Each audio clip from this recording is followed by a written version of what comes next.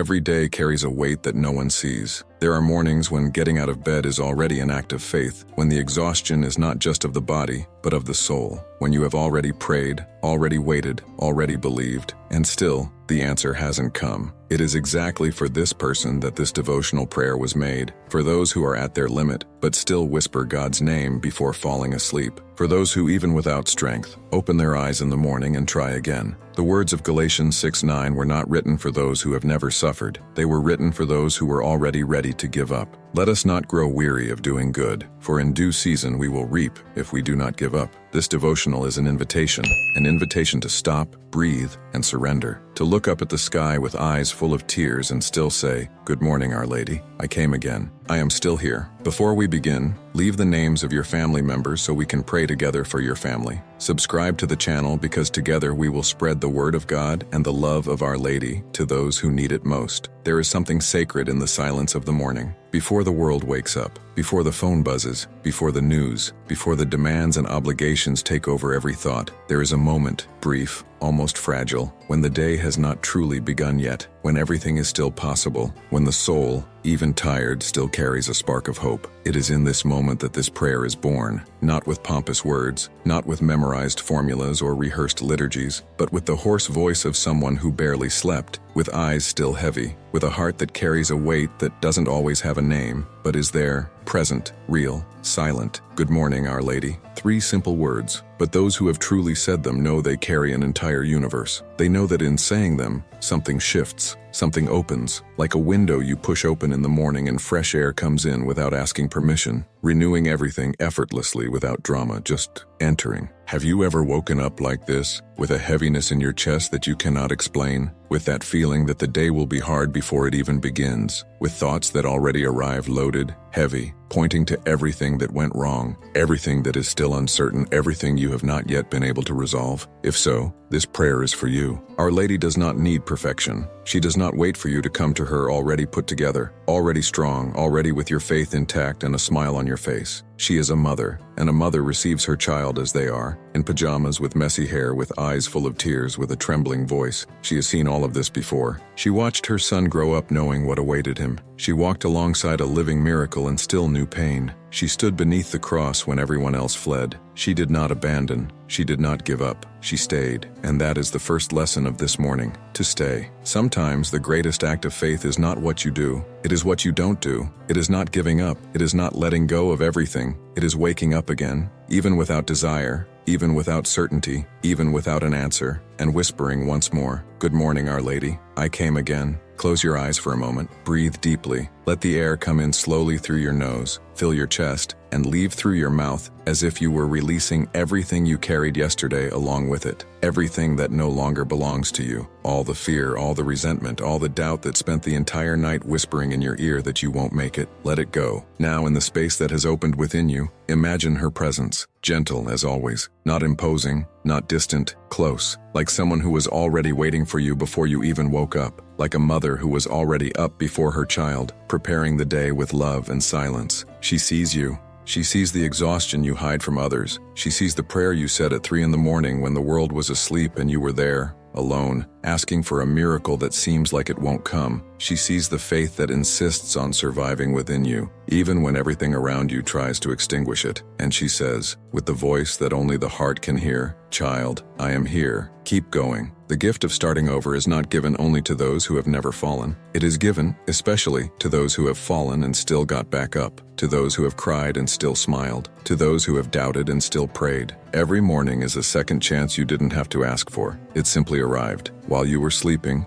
while you were suffering, while you were doubting, the sun kept turning, time kept moving forward, and God kept working on everything you surrendered to Him. That is grace. That is mercy. That is the gift of starting over. So today, before you dive into the rush of the day, before you check your phone, before you worry about what hasn't happened yet, stop. Just stop, and with all the simplicity that lives within you, say, "Good morning, Our Lady. Thank you for one more day. Thank you for the grace of still being here. Cover me with your mantle. Guide my steps. May I not face this day alone, but always with you by my side." There is a kind of exhaustion that sleep cannot fix. Have you ever known that exhaustion? The one that is not in your muscles, not in your eyes, not in your body. It is in your soul. It is the exhaustion of someone who has waited too long, who has prayed too much, who believed, insisted, trusted, and still stood with empty hands for so long that they no longer even know what they are waiting for. It is the exhaustion of someone who keeps going, but no longer knows why. If you are here in this moment listening to these words, there is a very good chance that you know this exhaustion well. Perhaps you are carrying a situation that has lasted for months, perhaps years, an illness that won't relent, a relationship that won't be restored, a dream that seems increasingly distant, a bill that won't balance, a child who got lost along the way, a pain that you have asked God so many times to take away, and it is still there. And at some point in the most honest silence of your life, you thought, "How much longer?" Do not be ashamed of that thought. It does not make you weak. It does not make you faithless. It makes you human, deeply, completely human. The greatest men and women of the Bible thought the same.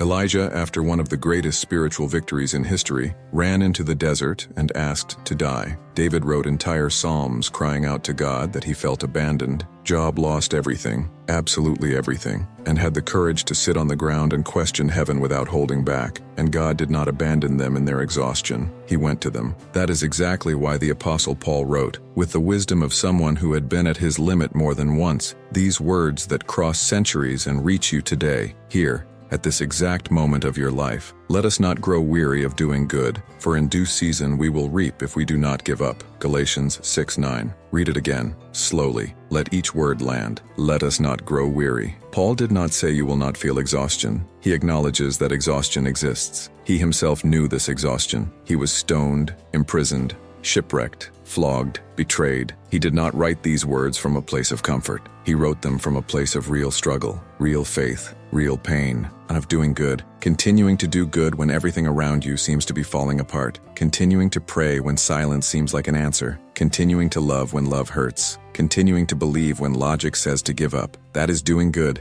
That is spiritual persistence. And for in due season we will reap. There is a time, not your time, not my time, the right time, the one that God knows and you cannot yet see. The farmer who plants does not see the harvest the next day. He waters the dry soil. He tends to the earth that seems dead. He believes in the seed that is buried and invisible, and he waits, not passively, actively, with faith in motion. If we do not give up, here is the key. Here is the only requirement. Do not give up. Do not let go. Do not release the hand. The harvest is already planned. The miracle is already on its way. The only thing that can prevent you from receiving it is giving up before it arrives. And this is where Our Lady enters once more. She is the most perfect example of silent persistence that exists. When the angel appeared to her and said she would carry the Son of God, she had no way of fully understanding what that meant. She had no map, no human guarantees, no way of foreseeing the flight to Egypt, the loss of her son in the temple, the years of ministry, the cross. She had one thing: let it be done to me according to your word. That is the prayer of persistence. It is not the prayer of someone who is certain of everything. It is the prayer of someone who trusts, even without understanding, of someone who says yes, even without seeing the complete path, of someone who surrenders, even with a trembling heart. Are you in one of these moments right now? Then breathe and repeat with all the strength that still exists within you. Even if it is little, even if it is just a thread, I will not give up. Not because you are strong, but because He is faithful. Not because you understand what is happening, but because you trust the one who is in control. Not because the pain has passed, but because you know, in the deepest place of your soul, that it will not be in vain. The seed you planted with tears will be harvested with joy. That is a promise. It is written. It is Galatians 6-9 speaking directly into your life, into your situation, into your exhaustion of today. So do not faint. The field is still dark, but the dawn is already coming. You cannot see it yet, but it is on its way. And when it arrives, you will understand why every tear, every night of waiting, every prayer murmured in the dark had a purpose that your eyes could not yet see. Hold on, breathe, keep going. Our Lady of Persistence, intercede for me. When I have no more strength, lend me yours. When When I want to let go, hold my hand. When the path is dark, illuminate it with your presence. May I never give up before my harvest. We have arrived at the most sacred moment of this morning. This is not a moment for more reflection. It is not a moment for more explanation.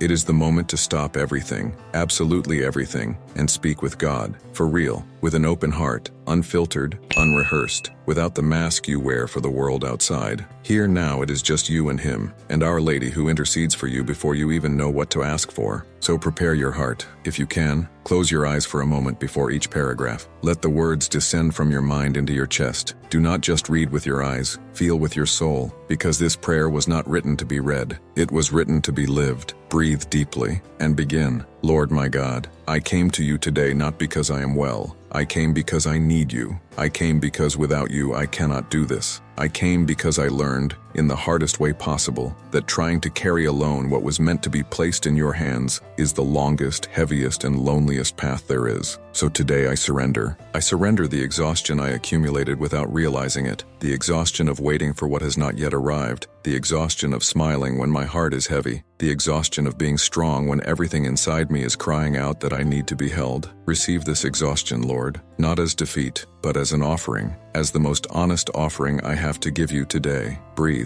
Our Lady, Mother of Mercy, I greet you this morning. You who knew pain without losing faith. You who stood when it would have been easier to fall. You who said yes when you did not understand the complete path. Intercede for me today. Speak to your Son about my life. Present to him my wounds, my fears, my doubts that I have not yet had the courage to confess out loud. You know what is kept at the bottom of my heart. You see what I hide even from myself. And yet, you do not abandon me. On the contrary, you call me your child, and I accept that name today with all the gratitude that exists within me. Breathe again, deeper this time. Lord, your word says that I should not grow weary of doing good, that in due season I will reap if I do not give up. And I want to believe that. I want to truly believe, not with the rehearsed faith I repeat out of habit, but with the living faith that transforms, that moves, that sustains, on the days when the ground disappears beneath my feet. So increase my faith, Lord. Do not give me only answers, but give me roots. Roots so deep that no storm can knock me down, that when the wind comes, and it will come,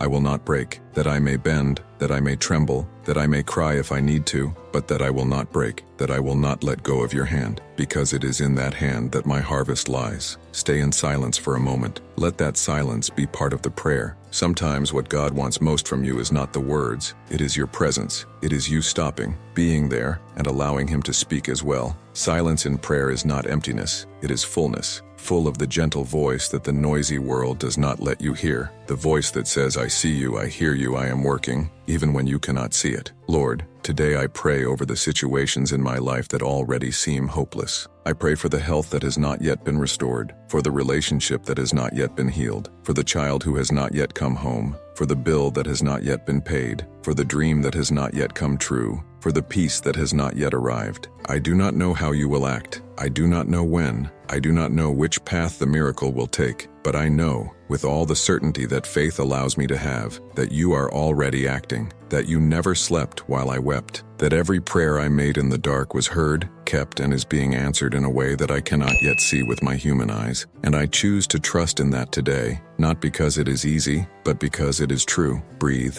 Our Lady, Mother of Persistence, cover me with your mantle. In the moments when I want to give up, remind me that you did not give up. In the moments when the pain seems greater than the faith, remind me that you stood beneath the cross. In the moments when God's silence feels like abandonment, remind me that His silence was never absence. It was always, always preparation. May I have your courage, Mother, the silent courage of one who trusts without understanding, who loves without guarantees, who persists without seeing the end of the road. May that courage be my inheritance today. And now, before closing this prayer, there is one last thing that needs to be said, something that perhaps you have never said quite this way, or that you haven't said with this weight, this awareness, this open heart in a very long time. Say it together. Thank you. Thank you for every day you gave me when I did not deserve it. Thank you for every time you kept me safe without my knowing. Thank you for the doors you closed, even when I cried in front of them, not understanding why. Thank you for the no that protected me. Thank you for the silence that taught me. Thank you for the waiting that shaped me.